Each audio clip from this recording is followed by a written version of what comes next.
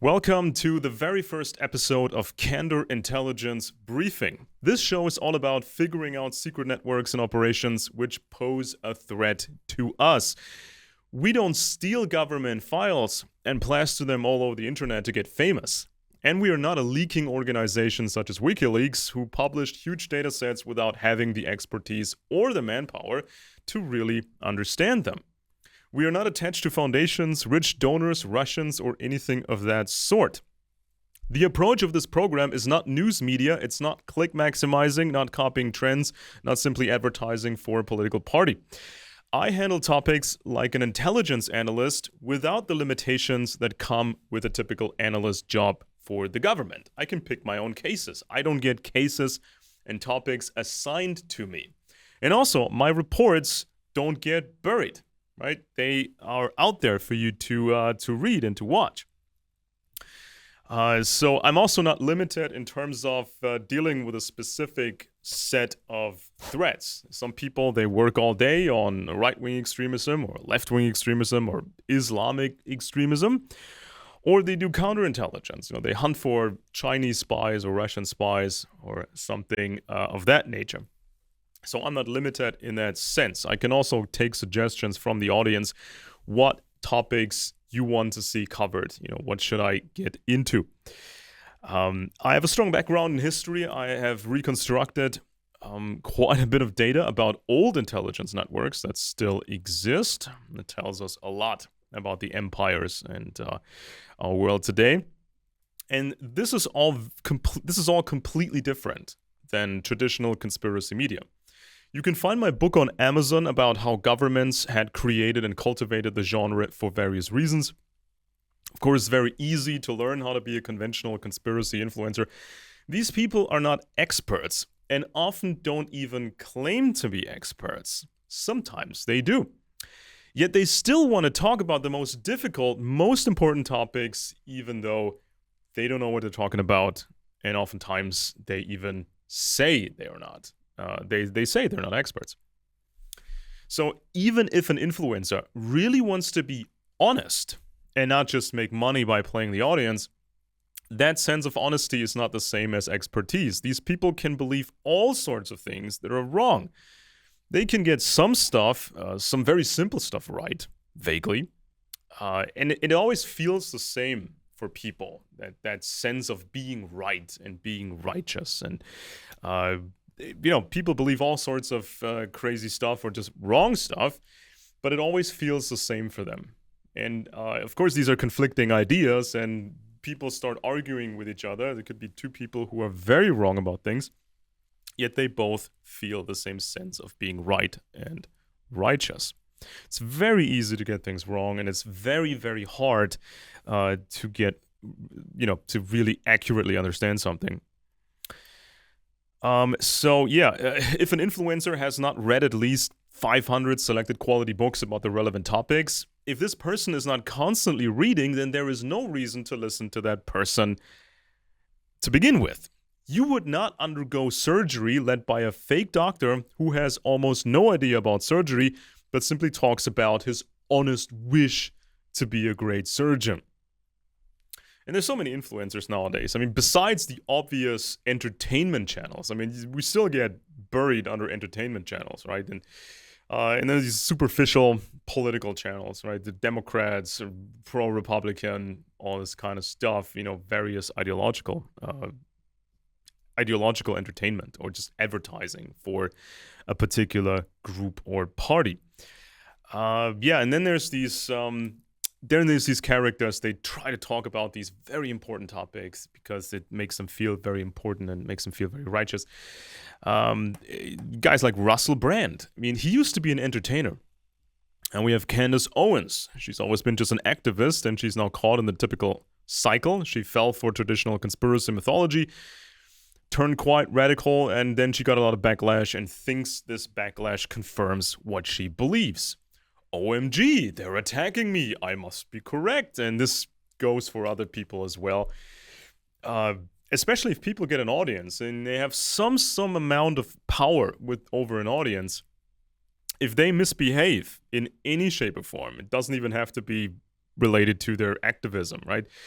Oftentimes it is, but even if they personally misbehave and they get into trouble, they will sell this to the audience as the system is out to get me, the Matrix is out to get me, it's all a conspiracy against me.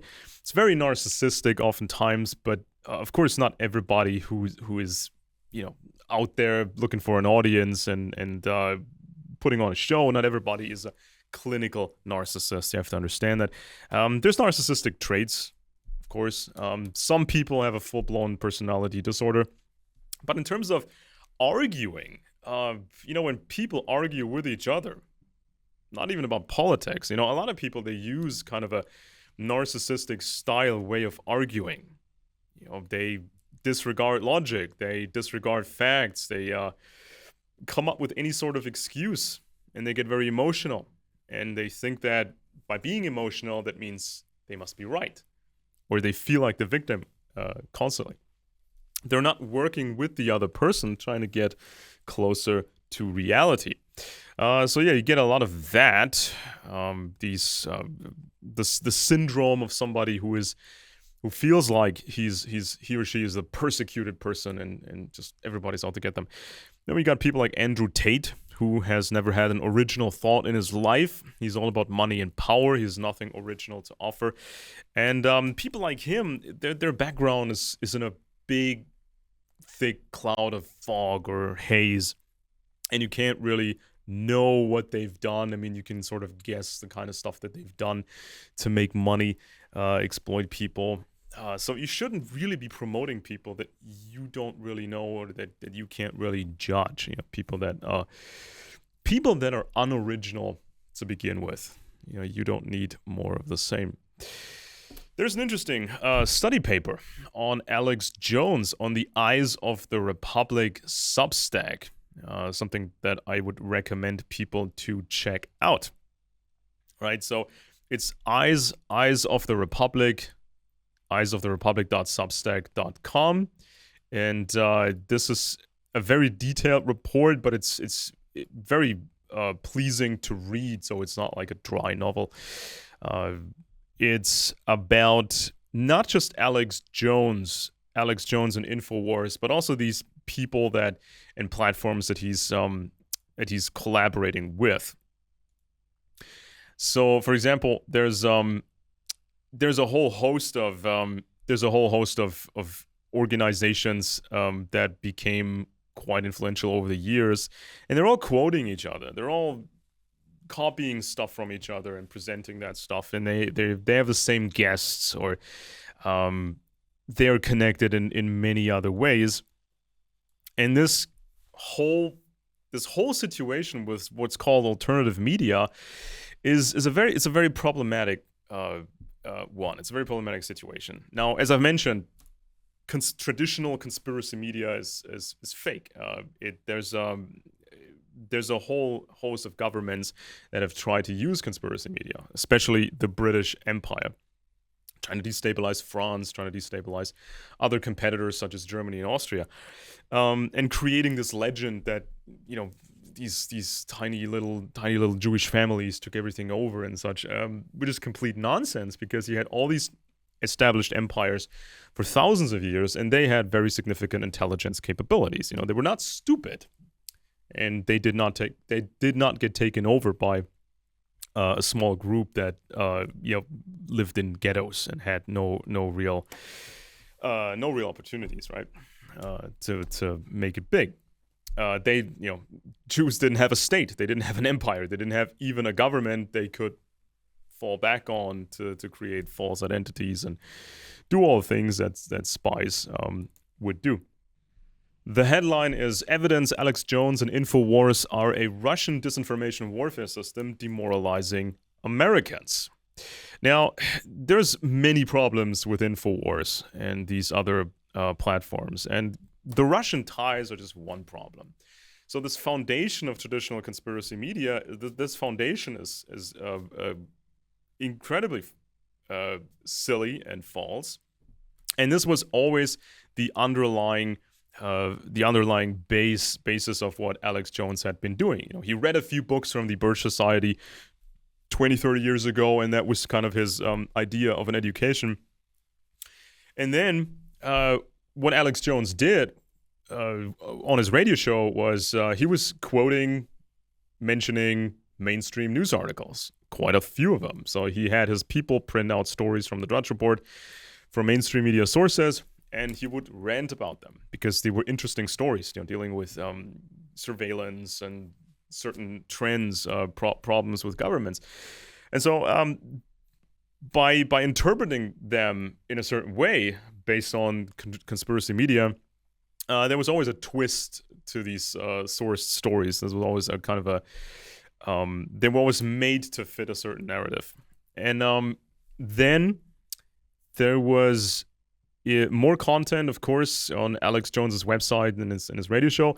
And this other content came from these pro-Russian outlets. This was Zero Hedge. This was the LaRouche people, Webster Tarpley, Daniel Estolin, all these people that are named in this Substack story here.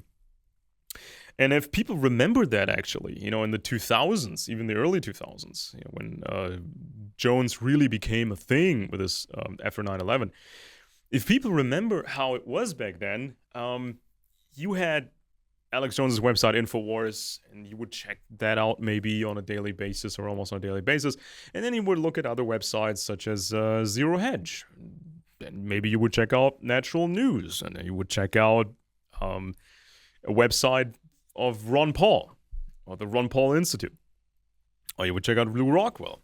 And it just created this impression that there's a landscape of different media organizations, and they just want to inform you, right? Well, it turns out they're all connected to each other, and you can see the details in this Substack story here. It's really creepy. There's a lot of communists running around, especially the history of those people who run Zero Hedge, right? Zero Hedge seemed like a modern truther-style blog or website, but there's actually a communist family background of the people who run it. And most people never even bother to check who runs Zero Hedge. It just had these cool-sounding viral stories, and you would just share that stuff on the web with others, right? So this is kind of how this ecosystem was created. And for a lot of these influencers, it was just a cheap way of getting content, right? So you can talk about the basics of conspiracy media, you can quote some mainstream stuff, but that's not good enough. You need some more content. I mean, it would be nice if these people had produced original content, becoming professionals or hiring professionals, doing something original and cool and new. But this would have been too complicated, apparently too expensive. So what they did was they would copy stuff from these other websites, which are tied to Russia. And this is how the narratives got shaped, and this is how people got influenced, and it all went to shreds. It all went sideways. This is before 2008. You would find a more realistic assessment of Russia on Infowars. But then, of course, it became like this big advertising outlet for Russia and the Russian agenda, claiming that Russia is now conservative and Christian, and they've got the spirit of 1776, and they freed their people from the big conspiracy. I think probably everybody in the audience there believes that this is a Jewish conspiracy. Putin freed his people, and now the West needs to be liberated from the same conspiracy, and thus we need Russia's help, Putin's help. It's completely bonkers. So you can read all this stuff here. Alex Jones, hired as an editor of Infowars, Kurt Nimmo, who had socialist and communist ties, wrote for these left-wing publications, which is kind of silly. Why would you make a guy like this into the editor of the website Infowars? And he had the option to put other stuff on the website and decide what goes on Infowars, what is being linked on Infowars or copied on Infowars, and what isn't. Now, this is how the Russian influence got in, and it became so strong, even on other websites too, that the audience became conditioned, and the audience would start to demand this content, this pro-Russian content. They're going to save us and everything. So at some point, there was such a tremendous shift in the audience where you couldn't even tell the truth anymore. Well, either they didn't know what the truth was, or they couldn't even figure out what the truth was at Infowars, or they couldn't afford it because once you go against Russia, once you do your own original content, the audience will start hating you.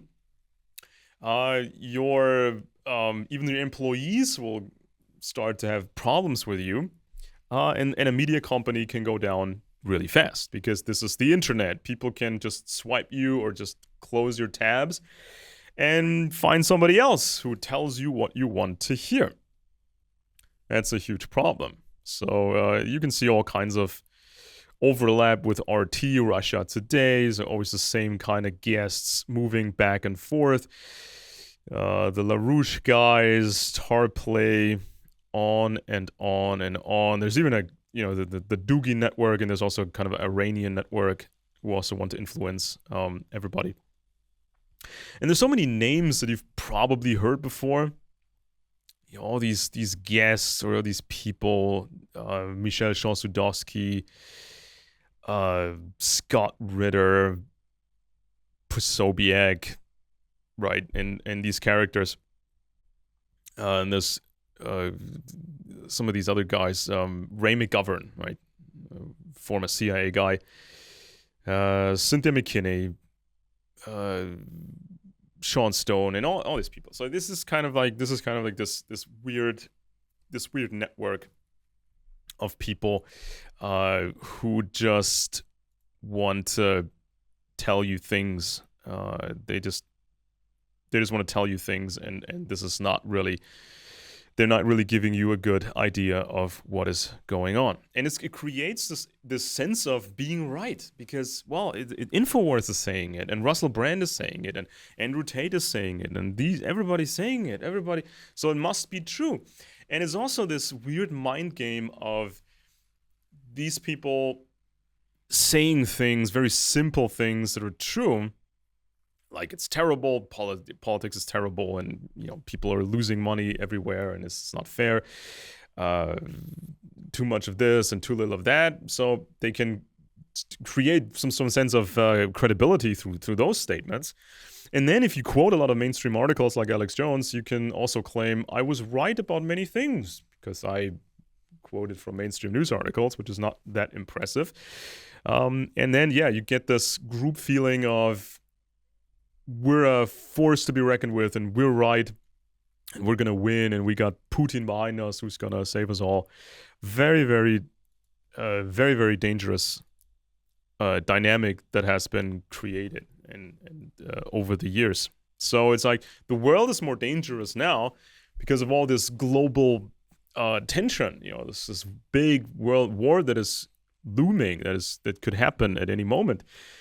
And still, because everything is so dangerous, yet there's so few media outlets, or there's almost no media outlets that really inform you well.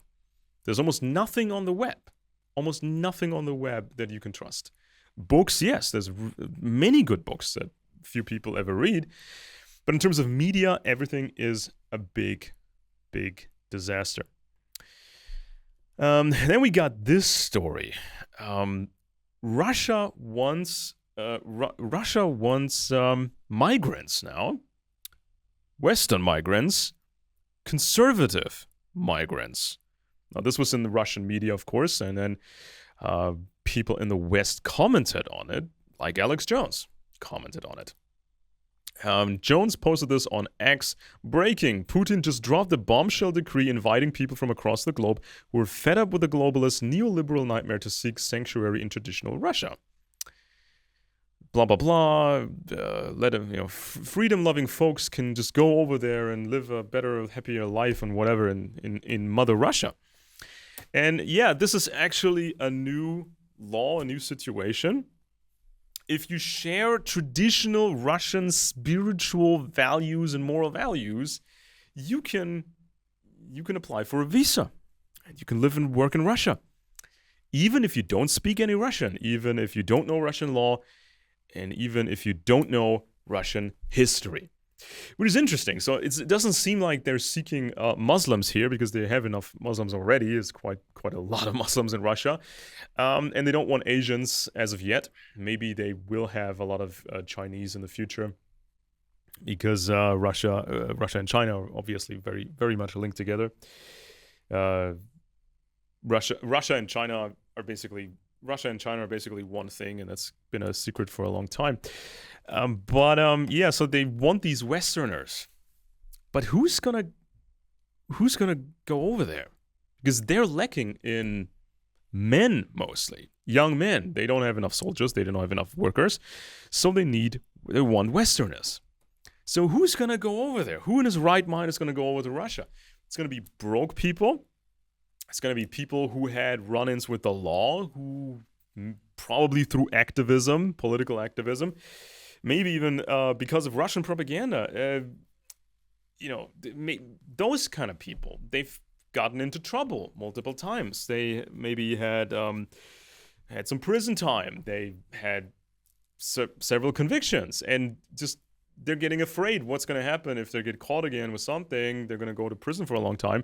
Wouldn't it be better to go to Russia? Maybe you can buy some cheaper properties in Russia. You just sell your stuff here in the US. You move over to Russia and buy something. Buy an apartment or buy a house somewhere with a garden. And of course, there's a promise that the women are better over there, and you can get women more easily, and they're going to be traditional women and all that. So this is also kind of the allure, right? Because otherwise, who's going to go over there? Especially if you don't know the language at all. And so Alex Jones might go to Russia himself. He's been offered asylum on Russian TV, basically the most powerful Russian the TV host offered him sanctuary because Alex Jones is in trouble because of the Sandy Hook lawsuits and also because of the Capitol stuff and some other stuff. So he might actually go over there, and he's going to get the red carpet treatment. He can get a big studio, he can get a big house and cars and stuff, but it's all going to be dependent on his complete loyalty to the Russian state and the Russian cause. So what's going to happen if if his health is deteriorating too fast, if he is not being if he's not going to be popular anymore in the West when he goes to Russia, his popularity might be failing. So then he has no more special value for the Russian government. So they may actually just drop him, toss him out on the street, or basically demand that he gets a real job over there. But for the foreseeable future, they might actually give him the red carpet treatment to show others that they care, even though they don't. So, you can find a bit of details on. It's not clear yet how many people are actually going to use that opportunity. But it's sort of a revolving kind of cycle, right? It goes in circles. You get this Russian propaganda, and then you think the grass is green over there, and then you get yourself into trouble with your activism. Maybe you followed Alex Jones, and you got into trouble with the Capitol or some other things. And then you think, well, I gotta go to Russia. I gotta go to Russia now. This is going to be a great choice. But the Russians don't trust you. You could be spying.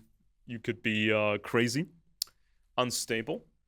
You could be a terrible worker or whatever.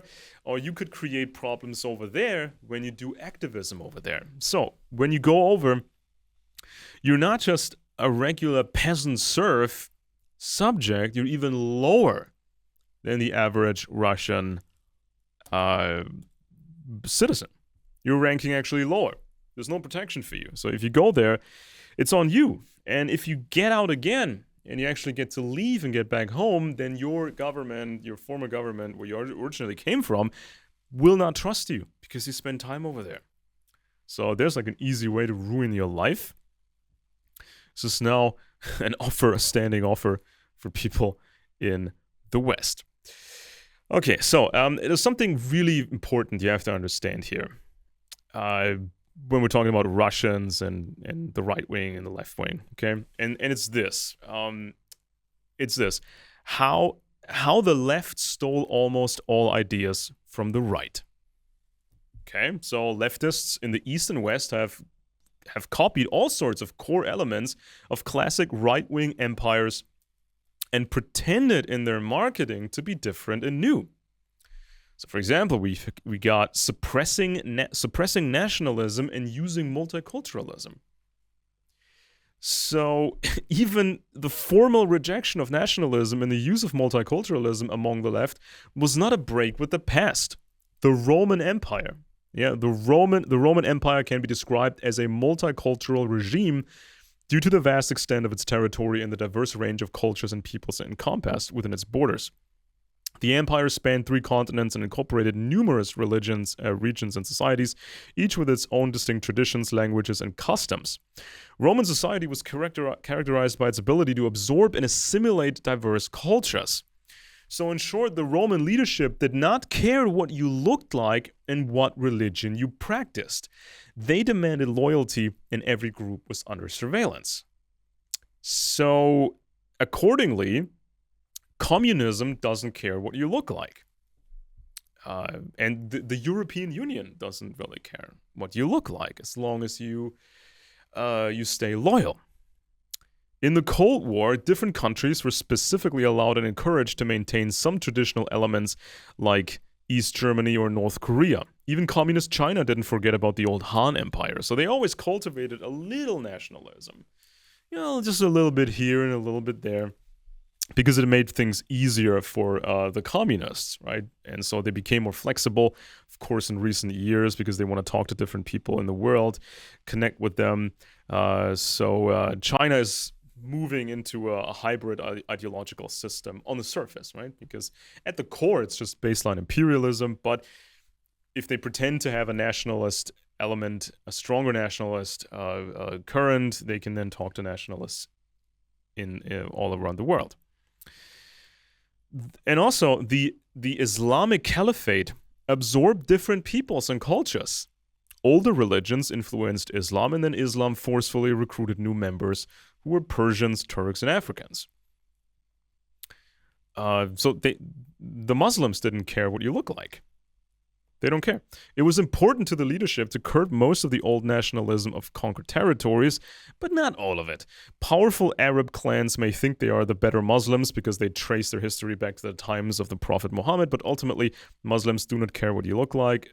For a while, the Turks, who weren't even Muslim to begin with, the Turks took over control over the caliphate, right? And people didn't really care that much. So communism in that regard worked in a similar fashion. The fact that socialists today seek close ties with Islam is a tactic that has already been seen in different form in the British Empire. The socialists want a temporary alliance, but ultimately bring Islam fully into socialism. Muslims who migrated to Europe, for example, may initially balk at Western culture and try to have ultra-conservative families, but there's no way to keep all the young Muslims, especially women, from accessing all kinds of Western information. So there will be a change over time. Okay, so yeah, multiculturalism, migration, mixing and matching people in a certain territory. That's not really an invention of the left. That's not a new invention. That's not some Jewish conspiracy. It's just an old Roman tactic and used by many other empires as well. Next, rejection of religion. In communism, so this rejection of religion was a sham because religions were replaced by communist ideology with the saint-like figures of Marx and Lenin, rituals, and an inquisition to chase down heretics, right?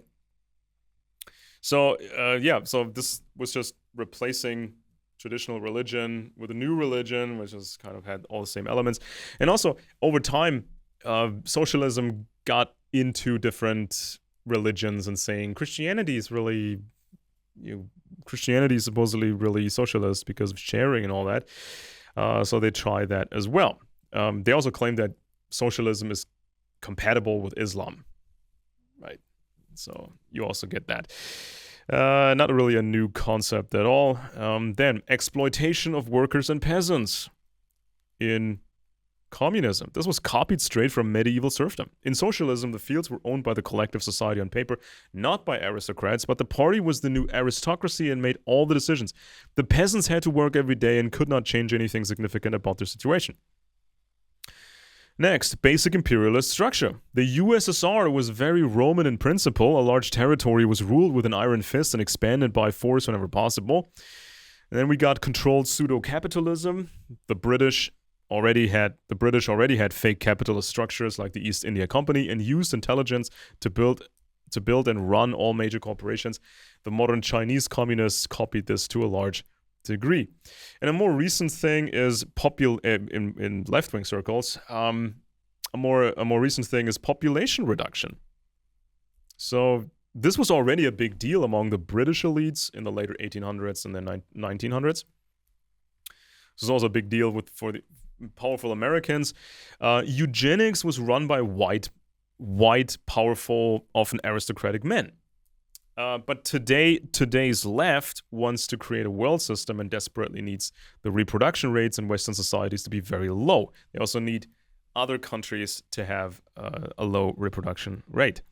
So wasting money in woke policies and culture is simply aimed at lowering birth rates and avoiding stable families.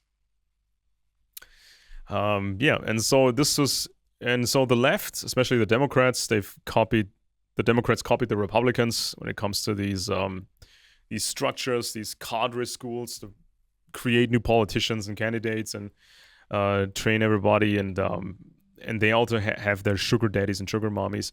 So, for example, Mark Dayton, former governor of Minnesota, U.S. senator, heir to the Dayton-Hudson department store fortune, the Target stores, was Alida Rockefeller Messenger's first husband.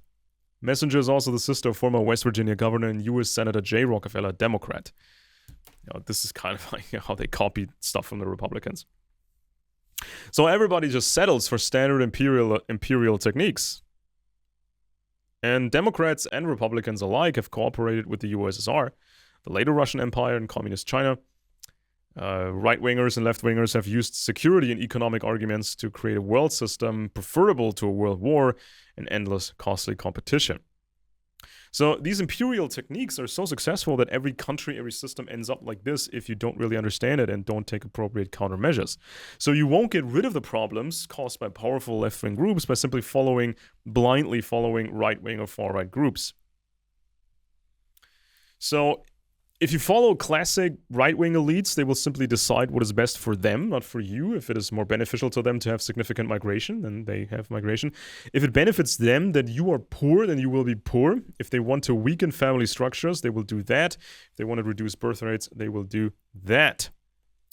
So if you think imperial structures are terrible and you won't benefit from them, don't choose left-wing interpretations and hope the left will save you. They will only apply imperialist techniques. Don't think traditional conspiracy mythology can explain these things. Imperialist techniques were not invented by mystical Jews, and every empire has used them. This is very important to understand and to really maintain a dialogue between people, because sometimes people actually change over time, right? They become more experienced and they communicate better when it comes to these ideas, and they become more honest with themselves and not so much driven by ideology and emotion. So then we got this. Biden approved secret nuclear strategy refocusing on Chinese threat, and there's also a new kind of nuclear threat against Europe. And the Russians seem to think that America really won't save Europe. This is a very important point here. So, let's start with that. Okay. So there's new nuclear threats by the Russians against Europe. And there's these nuclear exercises where they have all these new rockets or fancy rockets and even smaller rockets, and you can put a nuclear warhead on top of that rocket and fire it at European targets. And so they do these exercises, and the Russians are saying, we can nuke parts of Europe easily, and because the population density is so high. And so when they do that, it's not really clear that America would get involved, because why would America risk a big nuclear war over the fate of Europe? So this is kind of how the Russians are thinking right now. They're phrasing it. Okay. Well, of course, it's a strange logic. It's a strange logic because the superpowers are already in a kind of a deadlock, right? So nobody can truly win. Nobody can truly win. It's like in 1984 by George Orwell, when you have these three powers, and even as a 2 against 1 alliance isn't strong enough, and they can shift alliances all the time. And so it becomes this perpetual low-key war in that novel 1984. And this is something that Professor Carroll Quigley has written about in his book Tragedy and Hope, especially at the end of the book.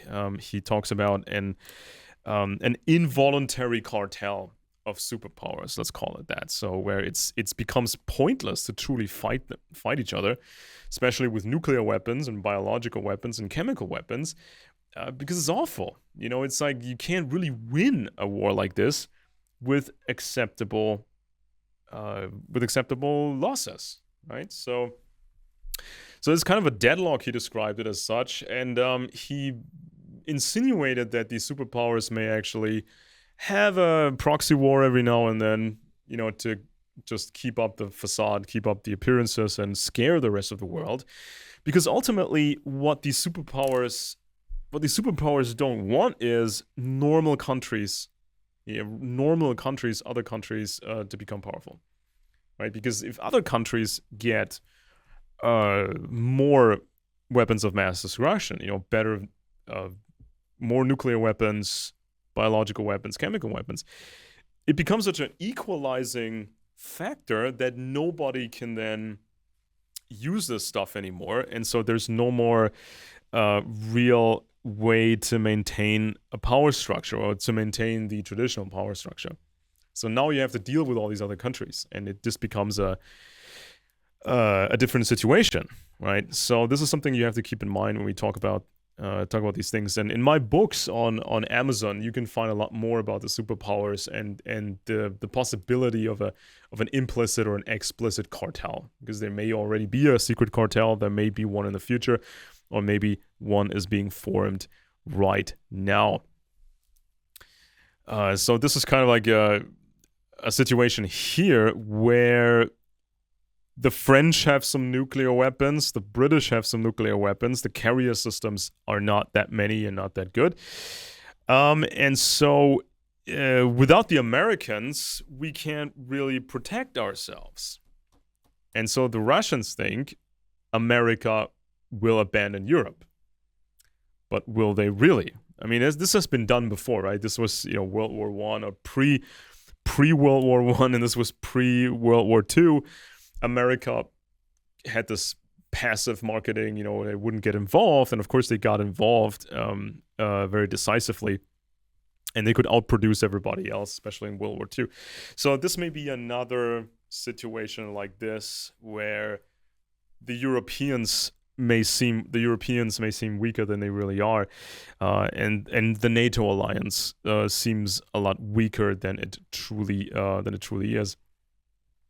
So there may be a nasty surprise coming for the Russians in the near future, or if we're talking about a cartel, there may be a limited nuclear war to keep up the appearance, you know, to make it look like these superpowers really want to destroy each other, and they would go to any length, you know, conceivable. So even if you got all the bunkers under Moscow and St. Petersburg, even if you got all the fancy bunkers in the Ozarks in America, you can't get there in time for the most part in a nuclear war. And also, where are your children? If you're a privileged, powerful guy, where's your children? You know, are they in Harvard, in college, in a dorm room? Or are they driving around a big city in a fancy car? Are they working somewhere? Can they get to the bunker in time? Probably not. So there's new reports about this here. Biden approved secret nuclear strategy refocusing on Chinese threats. So they're saying that China will increase the nuclear arsenal until it has a couple of thousand warheads. And so then it becomes a well, a different situation than it's been so far. So China can stand on its own, and if China and Russia, if you count them, if you count them together as like one entity, China and Russia, then they got officially, let's say, 10,000 nuclear warheads, and the U.S., the United States, only has like half of that. So yeah, you might get to see another nuclear arms race. The Europeans may join in on it. And when it's all said and done, then after a limited nuclear war and some other weapons of mass destruction being used, these superpowers may actually just declare a new system, a new world system, and say this is the only thing that works now. Everybody has to accept it because the alternative is complete destruction and annihilation. And what kind of a world system is this then going to be? As I mentioned, Democrats and Republicans, they both have collaborated a lot with Russia over the decades, especially during communism. Always arguing, couldn't we have a world system? Then you got people like Henry Kissinger saying the same thing. They want a world system, and they could have this sort of stability. You know, nobody can really destroy the other group. But then what happens? You know, no other country can be free, right? No other country can assert itself if there's these three superpowers with nuclear weapons and biological weapons. So this is a very dangerous, very, very dangerous situation. And then we got this, the whole MPox, MPox scare that's going on right now. They used to call it monkeypox. Now they call it MPox. So as of now, it's just a maybe pandemic. You know, there's no reason as of yet to fall into a panic. But there's also no reason really to ignore the larger threat of biological agents, right? So it was never just about COVID. It's not just about MPox. There's a bigger field of biological threats. So many state and non-state actors that have these biological weapons, and so you need to look at the whole picture. So there could be even a multi-crisis in the future where you have a biological agent in play and also cyber attacks at the same time. So how can you treat these people? How can you enforce a quarantine if the infrastructure is not really functioning right? Or you have a biological threat and a blackout. So people just move around all the time in search of what they need, and then they get infected. So you see a bunch of websites like the ones that I mentioned, like InfoWars and others, and they're already in panic mode. They try to sell this idea that this is the next big conspiracy, and this is gonna, you know, bring forth the globalist whatever agenda. As of now, it's not that big of a deal at the moment. There's a new strain of MPox. It's more deadly. It transmits even faster. The biggest group affected now is children and teenagers. So it's a serious thing, but Africa is used to serious threats. I mean, they could deal with Ebola. They could deal with Ebola very competently. And Ebola is very much different from MPox, right? So there's a variety of possible escalations. So, for example, if some malicious actor could get samples of MPox, produce it in mass, and then intentionally spread it around the world, just try to overwhelm the West's or whatever's whomever's security systems, biodefense. That's a possibility, but of course, some other virus could be used for the same purpose. You know, so somebody silently spreading a disease, and then maybe it's 2 diseases or 3 diseases at once, and then you got a problem, a serious problem. That can actually happen. Yeah, it's you can't fall for this mainstream narrative that everything's always going to be fine. You don't have to be involved. You don't have to really think. You don't have to really plan ahead. Just live your life. This is a very, very dangerous idea because there's a whole host of biological threats out there, like the real pox, the real smallpox, or engineered super smallpox. So there's this playing down on the one hand, and then there's this fear mongering on the other hand by these different influencers. There was even a claim that MPox was really caused by COVID vaccinations and that sort of nonsense.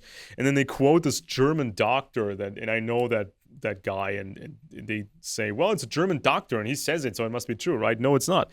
It's not true. There's no link. There's no link between the MPox and COVID vaccinations. It's just a bunch of people trying to create a master narrative and keep the hype up that served them for a long time. I mean, some influencers got really famous for a while, and successful for a while, using this COVID material, which they couldn't really judge anyway because they don't really specialize in biodefense. Now, even somebody who specializes in pandemics, that person may not understand the security implications because that person might not be familiar with biological warfare and biological terror, right? So I would recommend an article on candorintel.com. It's called "Biological Threats and Combo Attacks Are Much Bigger Than COVID." So there's also kind of a little extra info on the old Spanish flu, which is shrouded in mystery because it happened over 100 years ago, and pretty much at the end of World War I, and so every country wanted to keep secret who was affected, how many people were affected, what they were doing against it. It was basically a secret, and so we don't have a lot of data about this event actually. But what we do have is a lot of data on how the government, especially the U.S. government, try to downplay the situation for a long time. So they actually had a system of spreading pre-prepared stories and sending them to all these newspapers, and they pretty much had to print that. So this was the narrative. It's not really a new disease. It's just like the common flu. The biggest danger is to get panicked about it. So just wash your hands and you'll be fine. Yeah, so it's kind of this downplaying that we saw back then, and this is the same as we've heard with COVID from certain people, especially pro-Russian influencers. They would say it's not a big deal. Virus is not really a medical problem. It's just a political problem. We can just do activism and get rid of the problem. And if you give money to these influencers, you will get rid of the problem and whatnot. This is kind of how they played it in the same way. And then there's very little scientific literature actually, about these multi-attacks, where you have not just a virus, you maybe have two viruses going around, and then you also have a cyber problem. You have a cyber pandemic, so infrastructure is not working. And so you don't just have twice the amount of problems, but it multiplies. The problem or the situation, as the threat level danger multiplies, and that this will become very, very problematic. There's also background on China's biological program, because everything in China that relates to medicine and vaccine production and just research, all that stuff in China was built with Western help. And this all sounds like it's more of a cartel situation, because why would they help each other in that way? Why would they try to handle these cases and try to be somewhat transparent to each other? Because if one of them or all of them, all these superpowers are affected by a severe pandemic, that may actually bring them down, because this was what happened in the ancient world. Rome had a huge problem with diseases, and there was a big epidemic which paved the way for the Islamic Caliphate. It weakened the Persians, and it weakened the remaining Eastern Roman area. So this is how Islam could then spread to the East and the West, because there was a pandemic or an epidemic at the time. And then you get books like Adrian Mayer's book about the ancient world and biological warfare. And guess what? They actually had real biological warfare in the past. So they knew what they were doing. They were storing pathogens. They were cultivating pathogens, using pathogens, and they would even store them in special containers in special temples, and it created sort of a cult around them. And you can find a lot about biological weapons in these ancient mystery cults. Very important to understand. So This is how you have to approach these topics. So most of what you hear, or most of what you heard about, COVID and some supposed conspiracy behind COVID, that it's people claiming it was not a real pandemic. It was just a narrative supposed to create outrage, just more outrage, to weaken society, and just cause more chaos. We have to be really, really careful about this. Now, of course, it's crazy to ask of people to trust the pharmaceutical companies, with the vaccine. It's a tough sell, and I get that. But ultimately, you had to choose between a vaccine that everybody could look at and check out, and people using this all over the world. It's very transparent. You had the choice between this, and you had the choice between this crazy China virus that may have come out of a lab and may have actually been re-engineered in a lab. Because this is mainly how biological weapons are made. You find something in nature, and then you just change it and change it and change it in the lab until it has certain attributes that you want. Okay. So we still don't know exactly how the virus came about. We still don't exactly know how it spread. There are many different scenarios. It may have been a whole different malicious actor who may have found this thing or some form of that virus in nature, re-engineered it, and then spread it intentionally at the meat market in China and next to the lab in China and some other places. Very possible. There might be a completely unrelated malicious actor. Could be Islamists, could be eco-terrorists, could be something or the other. Right? There's so many variations of this, and you have to be mentally flexible to consider different scenarios. They could all be true, or each could be true.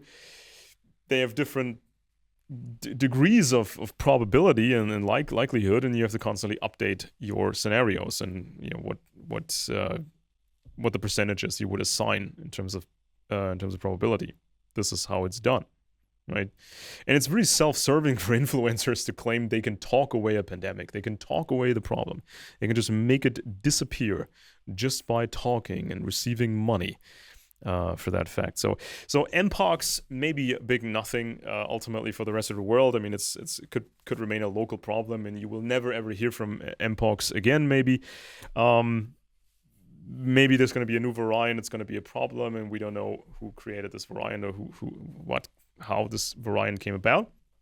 This is all possible. So you need to be prepared to a certain degree for a situation like this. So you have to make good choices and have some options of self-quarantining and surviving for a specific time until the threat becomes lower. Now, there have been exercises concerning real smallpox, a real smallpox attack. And these exercises are pretty scary because they basically say that there could be a 5-year-long hardcore pandemic with smallpox. Many people dead. This will change all kinds of countries. This could actually happen. And of course, we live in a day and age with artificial intelligence and robots and established scientific cadre schools where most people are not needed anymore for these empires. And this creates, of course, a whole new situation when the Chinese want to get rid of a bunch of people. Other countries, they want to get rid of a bunch of people and just change the face of the earth. It's a really dangerous world, and you need a lot of knowledge to understand these networks and these operations and give people good advice, on how to act. You can't really replace that expertise with standard conspiracy activism. You can find a lot more on these topics on candorintel.com and on this YouTube channel. Please subscribe if you haven't done so already. I also have some excerpts from my books on the website and some excerpts even on the YouTube channel. So I have books on old intelligence networks, especially the British ones. I have books on biosecurity and the intelligence world. I have a book on how to think like an intelligence agent. Then there's also a book on the influence of governments on conspiracy media. That's been going on for 200 years. So check out these books. You can find the links in the description below this video. Thank you for listening. This was the first episode of our show, the Candor Intelligence Briefing. We'll be back soon and have some sort of a regular schedule. Maybe we can do some live stuff, but this is kind of difficult because of the time discrepancy. But doesn't matter. We'll find a way for you to interact with us with comments and give us some input what you would want me to cover. All right, so until next time, take care. Read some books, especially mine, because this is important. These will upgrade your mind. These will upgrade your brain. This is like a software upgrade, and even a hardware upgrade. You will make better decisions the smarter you get.